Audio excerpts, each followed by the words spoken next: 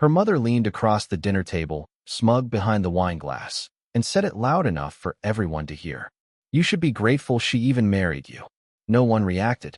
Not her father, not the sister scrolling on her phone, not even Danielle, my wife, who just sat there, eyes down, like she hadn't just watched her mother spit in my face with a smile. I didn't respond. I didn't touch the steak cooling in front of me. I simply set my fork down, stood, and excused myself from the table. Danielle didn't follow. She never followed. Not when her friends laughed at me for being the quiet one. Not when her coworkers bragged about their bonuses while she joked that I tinkered with cameras for a living. And definitely not when her mother started dropping comments like grenades over family dinners, year after year. But that night, that was the moment something shifted. Not in my chest. That part had gone numb long ago. No, something clicked in my mind. Danielle and I had been married for 7 years. I owned a modest home security business, mostly installations for high-end clients, lawyers, athletes. The occasional paranoid tech bro. Danielle came from money, the kind that didn't look at price tags. She married down, and her family never let me forget it. I used to think it didn't matter. Love, right? Until I found the receipt. 2 weeks before that dinner. Hidden under her car's passenger seat. A boutique hotel downtown. Single night stay. Her card. She claimed it was for a friend's bachelorette party. But her friend was in Europe that weekend. I knew that because I was the one who installed her condo's security system. I had eyes on everything. Still, I didn't confront her. I did what I do best. I watched. 3 days later, Danielle told me she was working late. Again, I kissed her goodbye, walked her to the car, and waved as she drove off. Then I turned on the feed. Every room in our house had cameras, discreet, high-resolution, pinhole lens quality. She knew that, claimed it made her feel safe. But the living room camera caught her re-entering an hour later. Not alone. A man, early 30s, tall, clean-shaven, smug in that way rich men were like cologne. They laughed. She kissed him like she used to kiss me. Then they disappeared into the bedroom. I watched. Not with anger. With precision. It wasn't just an affair. It was confidence. It was routine. It had happened before. I spent the rest of the week collecting everything. Footage, timestamps, text logs she thought were deleted. I cloned her phone months ago. She had no idea. And then I waited. That family dinner was my setup. The final insult was the cue. The next morning, I drove to her mother's estate. Alone. She wasn't expecting me. Danielle had told her we were going through a rough patch and needed space. But when I showed up, she welcomed me in with a smug smile and a robe that cost more than my truck. "Have you come to apologize?" she asked, sipping her imported coffee. "No," I said. "I came to return something." She looked confused. I placed a sleek black tablet on the table and tapped play. At first, her face didn't change. Then she saw Danielle, hand in hand with the man. Heard the laughter. Watched the undressing. Her mouth opened, closed, opened again. No sound. I let the footage run for 30 seconds longer than necessary, then tapped pause. "She's been cheating for months," I said calmly. "This is one of 6 files. You recorded." "I install security systems for a living," I said. "Your daughter knew that. She just assumed I'd never use it." She tried to recover. "You have no right." "I have every right." She brought him into my house. Into our bed. Her face contorted. Anger, embarrassment, shame trying to fight their way out all at once. "She made me the joke," I said, standing. You helped her do it. And now? You're going to sit there and watch the fallout." Fallout. I slid a thick envelope across the table. Legal documents. Copies of everything I'd compiled. One for her, one for Danielle, and one already sitting in a lawyer's office. "I'm filing for divorce tomorrow," I said. "But that's not all." Her hand trembled as she reached for the envelope. "What else?" I smiled for the first time. She used my company's name to lease a second apartment. Fraudulent use of business credit. I've already reported it. She gasped. "And the man?" "Married. I contacted his wife last night. Sent her the footage. She'll be serving Danielle with a restraining order by Friday." "You planned this," she said, breathless. "No. She planned it. I just finished what she started." And then I walked out. Not another word. Not another look back. By the time I got home, Danielle was waiting. Tears, mascara, the full performance. She asked me what I'd done. I told her the truth. And then I showed her the footage. She screamed. Called me a monster. Said I destroyed her life. I just looked her in the eye. "No," I said. You did that. I just hit record. The next day, my lawyer filed the divorce papers at 9:01 a.m. Danielle still hadn't left the house.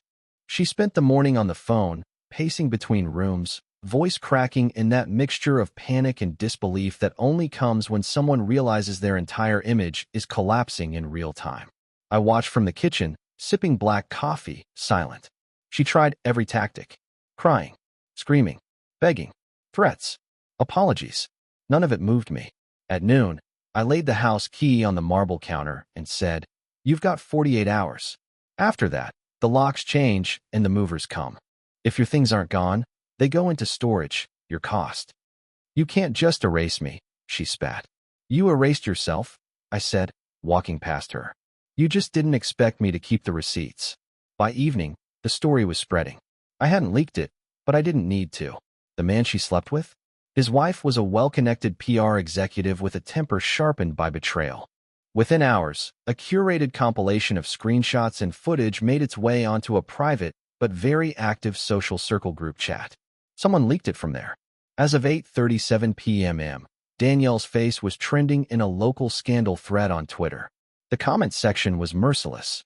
By the time her sister called, screaming about the footage and how I had ruined everything, I didn't even bother answering. Instead, I forwarded the call to voicemail with a single text. "You should be grateful I didn't release the audio." Then I turned off my phone. The next day, Danielle's job called. She worked as a brand liaison for a luxury cosmetics company. Image was everything. She didn't get fired, not officially. But the email she read in silence over breakfast was clear. "Given recent developments, we believe it's best to place you on indefinite unpaid leave." She didn't cry this time. She just nodded, closed her laptop, and said nothing. Her mother called again. This time she didn't sound arrogant. She sounded desperate. "We can fix this," she kept saying. "You're going too far." I told her the same thing I told Danielle. This isn't revenge. It's documentation. By Friday, Danielle was gone. Her clothes, her jewelry, her designer bags, whatever she could fit into 2 oversized suitcases and a car she no longer owned. I'd taken her off the insurance. I'd transferred the vehicle title back into the company's name. Legally, it was a business asset. She had no claim. Saturday morning, I met with her former lover's wife. Her name was Naomi. 37. Sharp. Composed. She didn't cry either. We met in a quiet coffee shop on 3rd and Lenox. No small talk. She handed me a folder with her divorce filing. I handed her a flash drive. She asked, "Why are you helping me?" I said, "Because your husband and my wife thought they were smarter than everyone else. They weren't." She nodded, slid the drive into her purse, and left. 2 days later, Danielle sent me an email. No subject line, just a desperate message. "Please don't destroy everything. I made a mistake. You still have the footage. You could ruin me forever." I didn't reply, but I did forward the message to my attorney, just to document her admission of guilt. My next move came quietly. The apartment Danielle had leased under my company's name was still active. She hadn't paid rent in 3 months. I sent a copy of the lease and the financial records to the landlord along with a polite note explaining the situation. He evicted her in under 72 hours. Her social accounts went dark after that. No more filtered selfies. No more boss woman captions. She wasn't a victim of revenge. She was just finally exposed. And that's when the final piece slid into place. Danielle's mother. The same woman who told me I should be grateful her daughter married me. She called again. But not to insult me. Not to threaten. She called to apologize. She asked if we could meet. In person, she said. Just to talk. I agreed. Not because I wanted closure. Because I wanted her to see it. I met her at the same house. Same patio. Same expensive robe and imported tea. But her face looked older, tighter. Like shame had drawn the lines deeper. She tried small talk. I didn't indulge. Instead, I handed her a tablet again. But this time, the footage was different. It wasn't the affair. It was Danielle. 2 nights before she moved out. In our bedroom. On the phone. Crying. She said, "He knows. I don't know how, but he knows. He's not yelling. He's just gone. Like I don't exist anymore. Like I don't matter." And then she added, "I thought he'd fight.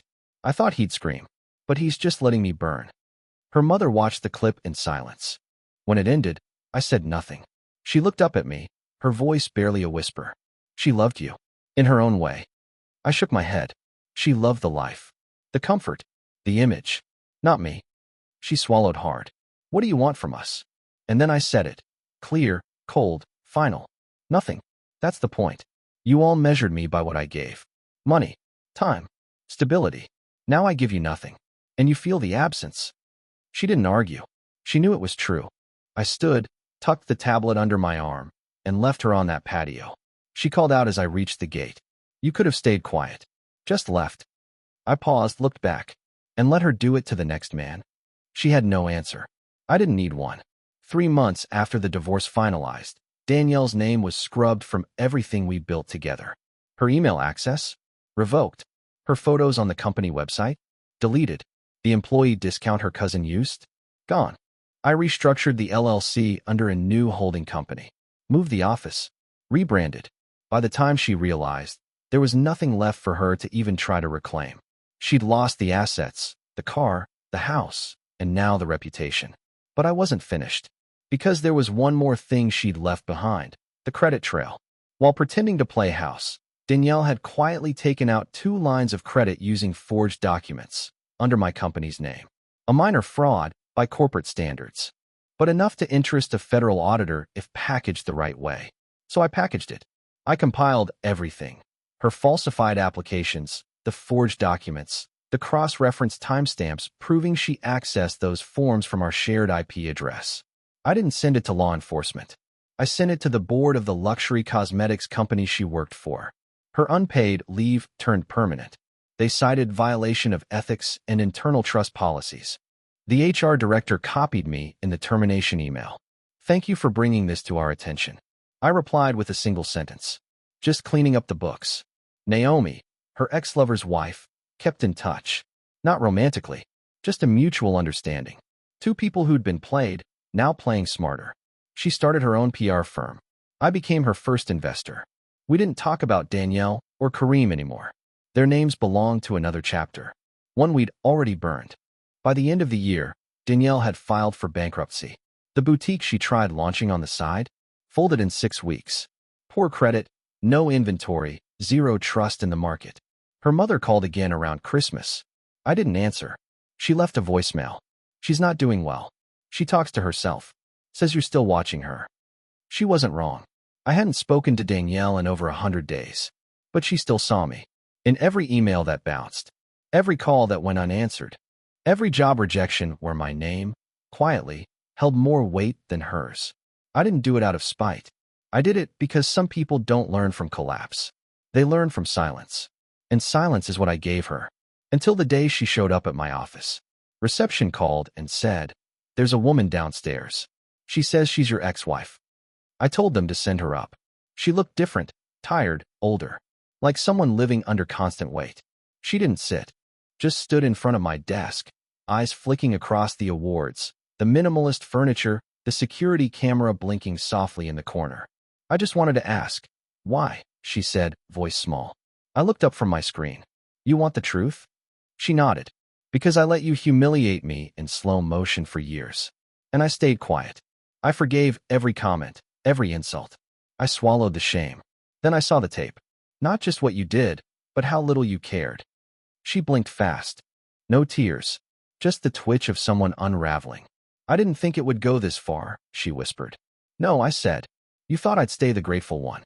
The one your mother said was lucky to be there." She looked down. "That was your mistake," I continued. Assuming quiet meant weak. It didn't.